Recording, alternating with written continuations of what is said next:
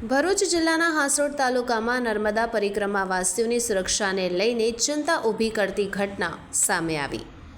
વમલેશ્વર ઘાટથી દહેજના મીઠી તલાઈ તરફ યાત્રાળુઓને લઈ જતી બોટમાં ક્ષમતા કરતાં વધુ લોકો બેસાડવામાં આવતા હોવાનો વિડીયો સોશિયલ મીડિયામાં વાયરલ થયો છે। વાયરલ વિડીયોમાં બોટમાં મોટી સંખ્યામાં પરિક્રમાવાસીઓ ભીડભાડ વચ્ચે બેઠેલા જોવા મળે છે। જાણકારી અનુસાર આ બોટમાં આશરે 100 જેટલા લોકો બેસાડવાની મંજૂરી છે, પરંતુ અંદાજે 130થી 150 જેટલા યાત્રાળુઓને બેસાડવામાં આવ્યા હોવાના આક્ષેપ કરવામાં આવી રહ્યા છે, જેના કારણે યાત્રાળુઓની સલામતીને લઈને ગંભીર સવાલો ઊભા થયા છે। નર્મદા પરિક્રમાવાસીઓ વમલેશ્વરથી મીઠી તલાઈ જવા માટે નદી પાર કરવા માટે બોટ સેવા પર નિર્ભર રહે છે।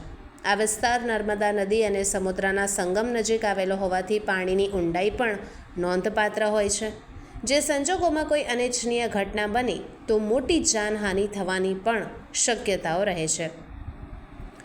માહિતી મુજબ વમલેશ્વર ઘાટનું સંચાલન જિલ્લા પંચાયત દ્વારા હરાજી પદ્ધતિથી સંચાલકોને સોંપવામાં આવે છે। વાહન સાથે આવતા યાત્રાળુઓ પાસેથી અંદાજે 500 રૂપિયા અને પગપાળા આવતા પરિક્રમાવાસીઓથી 250 રૂપિયા સુધીની ફી વસૂલવામાં આવે છે।